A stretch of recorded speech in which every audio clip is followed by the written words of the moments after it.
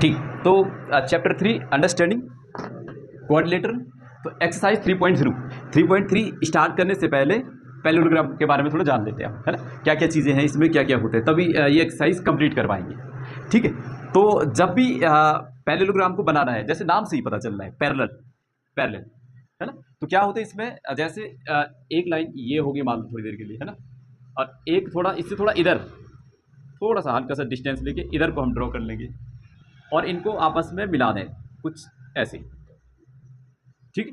तो जो ये डायग्राम बनेगा हमारा, ये क्या होगा, पैरेलल, पैरेललोग्राम हो जाएगा। इसमें पैरेलल क्या हो जाएगा, ये वाली साइड इसके पैरेलल होनी चाहिए। कंडीशन ये है कि क्या होना चाहिए, ये इसके पैरेलल, और ये वाली साइड इसके पैरेलल होनी चाहिए, है ना। तो इसका अगर नाम लिख दें ABCD, ABCD, तो इसमें देखो क्या होता है, जो AB है वो क्या होना चाहिए, पैरेलल किसके, DC या CD के। ये इसको पैरेलल का सिंबल बोलते हैं। ये दिख रहा है आपको, ये हुआ पैरेलल का, क्यों, देखो एक लाइन है ना, और उसी के थोड़ी डिस्टेंस पे दूसरी लाइन है, ये एक दूसरे को कभी नहीं काटेंगी, तो ये पैरेलल का सिंबल है। तो ये हमने डायरेक्ट ऐसे लिख दिया इसको। अच्छा, और AD किसके पैरेलल होना चाहिए, AD पैरेलल होना चाहिए हमारा BC के। तो पहली कंडीशन तो ये हो जाएगी किसकी, पैरेललोग्राम, है ना। तो इसको हम क्या बोल सकते हैं यहाँ पे, opposite, opposite side are parallel, है ना। हाँ, पहली कंडीशन तो ये है कि ये क्या होनी चाहिए, आपस में पैरेलल होनी चाहिए। अच्छा, दूसरी कंडीशन ये है जो आप कह रहे थे अभी कि अपोजिट साइड क्या होनी चाहिए, इक्वल होनी चाहिए। तो अपोजिट साइड भी क्या होती है इसमें, अपोजिट साइड्स आर इक्वल, है ना। अपोजिट साइड कौन सी है, ठीक है, ठीक है, अपोजिट साइड क्या होनी चाहिए, इक्वल होनी चाहिए। तो अपोजिट साइड कौन सी है हमारी, इसमें जैसे AD हो गई, तो AD की अपोजिट साइड क्या हो जाएगी, AD की अपोजिट मतलब बिल्कुल उसके जस्ट सीधे आगे BC, और ये आपस में कितना होना, क्या होना चाहिए, बराबर होने चाहिए। अगर मान लो ये 5 सेंटीमीटर है तो ये भी 5 होनी चाहिए। ठीक है। और इसका AB किसके बराबर होनी चाहिए, AB होनी चाहिए आपके DC के बराबर। तो ये हो गया, दूसरी कंडीशन होगी। ठीक। तो ये दो कंडीशन होगी हमारी किसकी, पैरेललोग्राम। अच्छा, तीसरी प्रॉपर्टी क्या होती है, थर्ड, थर्ड प्रॉपर्टी ये होती है, देखो क्या हो गया, अपोजिट साइड पैरेलल होगी, अपोजिट साइड इक्वल हो गई, और अपोजिट एंगल क्या होते हैं, अपोजिट एंगल इक्वल होंगे, इक्वल हो जाएंगे। अब अपोजिट एंगल क्या है, तो अपोजिट एंगल को देखते हैं, चलो इसमें देखते हैं। ये अगर A है, इसका अपोजिट एंगल कौन सा हो जाएगा, C, मतलब बिल्कुल जस्ट इसके अपोजिट। अगर हम यहाँ से कोई जैसे एरो बनाए ना, तो सीधे इसके अपोजिट जाना चाहिए, तो AC के बराबर हो जाएगा, angle A is equal to angle C। अच्छा, एंगल B का अपोजिट कौन सा हो जाएगा, angle B is equal to angle D, है ना। तो कितनी प्रॉपर्टी होगी अभी, तीन, पहला पैरेलल, दूसरा अपोजिट साइड इक्वल, और तीसरा अपोजिट एंगल इक्वल। चलो, और एक प्रॉपर्टी और है, प्रॉपर्टी कौन सी है वो, डायगोनल्स वाली। डायगोनल पता है ना, डायगोनल क्या होते हैं, अगर हम A को C से मिला दें और B को D से मिला दें ऐसे, तो ये डायगोनल है हमारे AC और BD।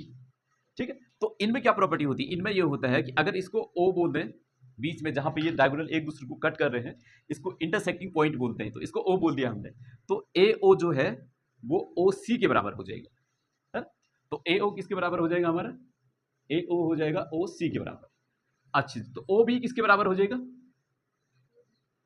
OD के बराबर, इसके बराबर। तो ये आपस में क्या हो जाएंगे, इक्वल हो जाएंगे। तो ये होगी हमारी पैरेललोग्राम की प्रॉपर्टी, कितनी होगी, 1 2 3 एंड 4 प्रॉपर्टी। और इस एक्सरसाइज में इन चार से ही आपके क्वेश्चन बनने वाले हैं। ये चार प्रॉपर्टी आ गई तो सारा ही आ गया। ठीक है। तो चलो, तो क्वेश्चन नंबर 1 पे चले। ठीक, ठीक। तो एक्सरसाइज 3.3 क्वेश्चन 1, तो क्या दिया हुआ है, एक पैरेललोग्राम दिया हुआ है ABCD। ठीक है। और ये कह रहा है कि जो ये दिए हुए हैं इसके 1 2 3 4 पार्ट, तो इनको कंप्लीट करना है, और साथ में क्या लिखना है, इसका स्टेटमेंट यानी इसकी जो प्रॉपर्टी है वो भी लिखनी है। ठीक है। तो चलो अब चेक कर लेते हैं क्या क्या दिया हुआ है। इसमें पहला पार्ट दिया है, पहले तो ABCD क्या है, पैरेललोग्राम। तो AD किसके इक्वल हो जाएगा, है ना। तो AD किसके इक्वल, AD का है, ये है हमारा AD ये है ना, A से लेकर D तक जाना है। AD बोला तो A से हम D तक चलेंगे, तो क्या बनेगी, एक लाइन बन रही है। तो ये लाइन किसके इक्वल होगी, तो प्रॉपर्टी क्या थी, अपोजिट साइड आर इक्वल, तो BC के बराबर होगी, तो ये हो जाएगा हमारा BC के बराबर। अब प्रॉपर्टी क्या थी हमारी, अपोजिट साइड्स आर इक्वल, ये हो गया पहला, ठीक है। सेकंड, एंगल डीसीबी, डीसीबी किसके बराबर? अच्छा, अब एंगल को पढ़ने का तरीका क्या है? तो क्या बोला है, डी बोला है ना, तो डी से स्टार्ट करना है। अच्छा, जहां से बोला है वहां से सी बोला है तो सी की तरफ जाना है, उसके बाद बी की तरफ आना है। तो डी से बोला है तो डी से शुरू करते हैं, ये रहा डी, तो डी से सी बोला है तो डी से सी चलेंगे हम, तो ये चलेंगे डी से सी, फिर सी से बी की तरफ, तो यहां से हम बी की तरफ आए, ये आ गए, ये है। तो इन दो लाइनों से जो एंगल बनता है, तो इन दो लाइन से कौन सा एंगल बनना है हमारा, ये वाला बनना है। तो इसकी बात हो रही है, और हमेशा ध्यान देना कि जो एंगल बीच में होता है उसकी ही बात होती है ना। तो मैं, ये है हमारा सी वाला, तो ये किसके बराबर होगा, बस सिंपल है ना, इसके बराबर। अभी प्रॉपर्टी बताई दी है ना, तो इसका नाम क्या लिखेंगे, तो क्या लिख दें इसका नाम, कहीं से भी शुरू कर सकते हैं हम, पर ये बीच में होना चाहिए। तो देखो, ये वाली लाइन और ये वाली लाइन के बीच में बनना है, तो कहीं से भी शुरू कर दो, डी से शुरू करें, तो डी से ए पे आए और ए से बी पे चले। प्रॉपर्टी क्या होगी, अपोजिट एंगल्स आर इक्वल, ठीक है। थर्ड, ओसी, तो ओसी किसके बराबर है, तो वहां चेक कर लेते ओसी क्या है, तो ओ से सी की तरफ जाना है, तो ओ ये रहा हमारा, और सी की तरफ चलेंगे तो ये गए, एक लाइन बन रही है। तो आपको पता चल रहा होगा ये क्या है, हमारा डायगोनल का एक छोटा सा सेगमेंट है, एक टुकड़ा है डायगोनल का। तो इसका बाकी कहाँ कौन सा है, ओ से ए की तरफ, तो ये आपस में क्या हो जाएगी, इक्वल हो जाएगी, ठीक है। क्यों, क्या लिखेंगे reason, diagonal, diagonal bisect each other, एक दूसरे को क्या करते हैं, डायगोनल इक्वल पार्ट में डिवाइड कर देते। अच्छा, ध्यान देना है, ये पूरा एक डायगोनल है, तो ये इसके बराबर होगा, ऐसा मत कर देना कि ये वाला इसके बराबर नहीं होगा, ये इसके बराबर नहीं है, ये वाला इसके बराबर है, और ये वाला पार्ट इस वाले पार्ट, ठीक। किसी किसी में होता है ऐसा, बराबर हो जाता है। अच्छा, आगे एंगल मेजर, एम फॉर क्या हुआ, मेजरमेंट, मेजर मतलब डिग्री में बात कर रहे हैं। जब भी आगे से एम आ जाए तो समझ लो वो डिग्री में पूछना चाह रहा है, कितना डिग्री का है ना। तो डी ए बी, तो डी ए बी कहाँ है हमारा, डी ए बी मतलब ये पूरा, ये वाला, ये वाला, और दूसरा कौन सा, सी डी ए, तो सी डी ए कहाँ है हमारा, सी डी ए, ये वाला पार्ट। तो इन दो पार्ट के बारे में बात हो रही है, ये वाला पार्ट और ये वाला पार्ट, इन दो के बारे में। तो क्या करेंगे, मिलके कितना होंगे, तो चलो इसके बारे में भी बात कर लेते हैं, इसके बारे में बात नहीं करी थी हमने, तो ये जान लेते हैं। तो एक ही लाइन पे देखो, एक लाइन पे बन रहा है ना, ये एक लाइन है, ये एक लाइन ऐसे है, ये वाली, तो ये वाला एंगल इस पे बन रहा है ऐसे में, और ये वाला एंगल हमारा ऐसे में कुछ बन रहा है। तो एक लाइन पे जब दो एंगल इस टाइप से बनते हैं तो इस एंगल का नाम क्या होता है, एडजेसेंट एंगल होता है। तो पैरेललोग्राम में हमेशा एडजेसेंट एंगल का सम हमेशा कितना हो जाएगा आपका, 180 हो जाएगा। तो इनका सम हो जाएगा हमारा 180 डिग्री। और क्या रीजन लिखेंगे, एडजेसेंट एंगल। अच्छा, अब आप ये बताओ कि ए और बी का सम कितना होगा, 180, क्योंकि एक लाइन ए बी है और ए बी पे ये, और इन दोनों का सम 180 होगा एडजेसेंट। बी और सी का, हाँ, तो बी प्लस सी भी 180 हो जाएगा एंगल, और सी डी भी कितना हो जाएगा, सी प्लस डी भी 180 हो जाएगा, ठीक है। चल, क्वेश्चन नंबर 2 का फर्स्ट पार्ट क्या बोला गया है, ये एक पैरेललोग्राम है, तो फाइंड वैल्यू ऑफ अननोन, मतलब जो दिए हुए हैं, जो हमको पता नहीं है, अननोन का मतलब क्या हो गया, जैसे एक्स वाई जेड ये निकालने हैं। तो सिर्फ आपको एक एंगल पता है, कौन सा एंगल पता है, इसका नाम लिखते हैं। तो एंगल पूरा नाम लिखेंगे तो कहाँ से, ए बी सी, जो हमारा जिसकी बात कर रहे होंगे वो बीच में होना चाहिए। तो ए बी सी कितना है, 100 डिग्री। तो बाकी सारे निकालने हैं हमको, है ना। तो प्रॉपर्टी तो हमको पता ही है। तो सबसे पहले जैसे ये 100 है तो अपोजिट एंगल्स आर इक्वल, तो इसके अपोजिट एंगल क्या है, वाई, तो वाई भी कितना हो जाएगा, 100 डिग्री, है ना। क्यों हो जाएगा, अपोजिट एंगल, ठीक है। ये हो गया हमारा 100। अच्छा जी, ठीक है। तो चलो एक बार ये जेड निकाल के देखते हैं। तो ए और बी में क्या रिलेशन है, ये एडजेसेंट हमारे एंगल है, तो इनका सम कितना होना चाहिए, जेड प्लस 100 क्या होना चाहिए हमारा, 180 डिग्री। साइड में प्रॉपर्टी जरूर लिखनी है, एडजेसेंट एंगल, है ना। तो कितना, जेड कितना हो जाएगा, 180, और इसको दूसरी साइड लेके जाएंगे तो माइनस का 100, तो जेड आ गया हमारा 80 डिग्री, जेड आ गया 80 डिग्री। चलिए, तो एक्स कितना होगा, तो जेड आ गया, तो ये क्या है, इसका अपोजिट एंगल है, तो जितना जेड उतना ही एक्स, एक्स भी 80 डिग्री, क्यों, अपोजिट एंगल। चल, है ना, काफी इजी सा क्वेश्चन था,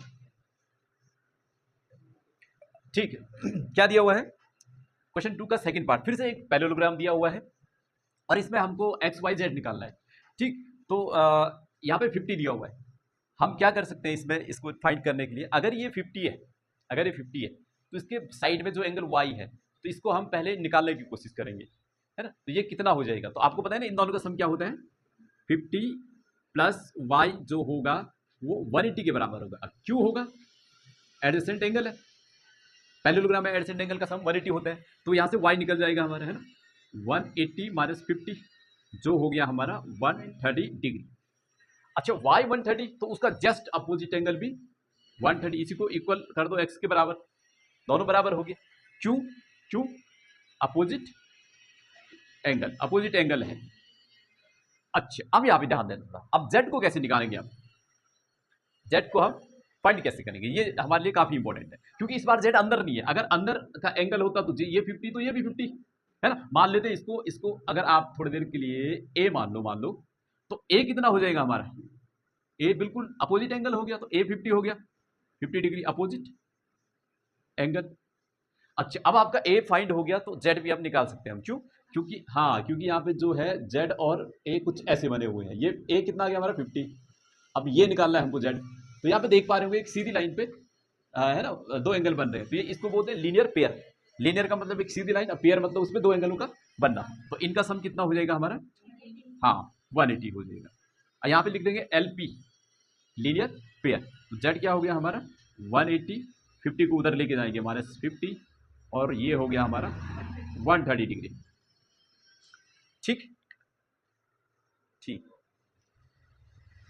क्वेश्चन 2 थर्ड पार्ट है ना। तो फिर से पैरेललोग्राम दिया हुआ है और इसमें y 30x z और यहाँ पे एक बॉक्स दिया हुआ है ना। तो इस बीच वाले का नाम लिख लेते हैं हम थोड़ा, यहाँ पे ये हो गया हमारा ओ बोल दिया इसको, तो एक अच्छा इससे अच्छा इसका नाम रख दो, इसको y बोल दो, y दिया है, y भी है इधर, तो a बोल देते हैं, जो एक्स्ट्रा ना हो वहां कोई, है ना, तो इसको a बोल देते हैं। तो अच्छा, इसमें बॉक्स दिया हुआ, तो इस बॉक्स का मतलब क्या होता है, हाँ जहां कहीं भी आपको अगर बॉक्स दिख जाए कुछ ऐसे, तो उसका मीनिंग होता है 90 डिग्री। तो हम डायरेक्ट लिख सकते हैं कि a कितना है इसमें, a है 90 डिग्री, ये दिया हुआ है इनडायरेक्टली, बुक में ही दिया है, तो ये 90 है, तो x कितना हो जाएगा, x भी 90 डिग्री हो जाएगा। क्यों हो जाएगा, हाँ वर्टिकली अपोजिट एंगल को VOA लिख सकते हैं, है ना। तो आपने आपको 7th क्लास में पढ़ाई होगा कि जैसे ये है तो जितना ये होता है उतना ये होता है वर्टिकली अपोजिट एंगल। देखो क्रॉस में हो गया या फिर प्लस में हो गया, ये क्या होते हैं आपस में बराबर होते हैं, और ये वाला क्या होगा इसके बराबर होगा, तो इसको क्या बोलेंगे वर्टिकली अपोजिट एंगल का कंसेप्ट लगा इसमें, है ना। तो अब बताओ x 90 हो गया, x 90 हो गया, अब यहाँ पे एक ट्रायंगल बन गया, एक ट्रायंगल बन गया इधर, तो इन सबको प्लस करेंगे हम, x प्लस वाई प्लस 30, तो इन सब का सम कितना होता है 180। ये भी क्लास 7th का कंसेप्ट, क्या लिखेंगे सम ऑफ, हाँ sum of all interior angle, angle in triangle, तो ट्रायंगल के अंदर के सारे एंगलों का सम 180 होता है। तो चल अच्छा, x आपको पता है 90 है, तो x की जगह पे 90 रख लेंगे, 90 plus Y plus 30 equal to 180। तो चलो तो प्लस करेंगे तो कितना y plus 90 plus 30 120 equal to 180 degree. तो y निकालेंगे तो क्या हो जाएगा 180 माइनस 120, और जो क्या आ गया हमारा 60 डिग्री, तो y आ गया हमारा 60 डिग्री, तो ये कितना हो गया हमारा 60 हो गया, है ना। अब क्या निकालना है हमको, z निकालना है, हमको z निकालना है भाई। तो चलो अब यहाँ पे अगर आप देख पा रहे हैं तो हाँ, तो z निकालेंगे तो थोड़ा से तो इमेजिन करो आप, अगर ये लाइन को मैं थोड़ा आगे और बढ़ा ऐसे, इसको और आगे बढ़ा देते हैं, इसको भी आगे बढ़ा देते हैं ये वाला, है ना। और ये लाइन जो है इस लाइन को क्या कर रही है, कट कर रही है ये, तो इसमें ये और ये लाइन क्या होगी आपस में पैरेलल हो गई है, और ये लाइन इसको काट रही है, तो y अगर इस साइड है तो z इस साइड को बन गया हमारा, है ना।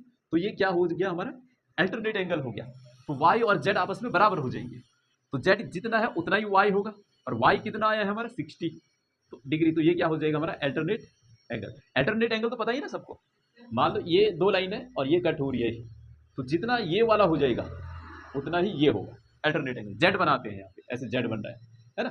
तो यहाँ भी कुछ ऐसे ही बना है, यहाँ से इधर आए फिर इधर आए फिर इधर आए, जेड बन रहा है ये, तो ये भी अल्टरनेट एंगल हो जाएगा।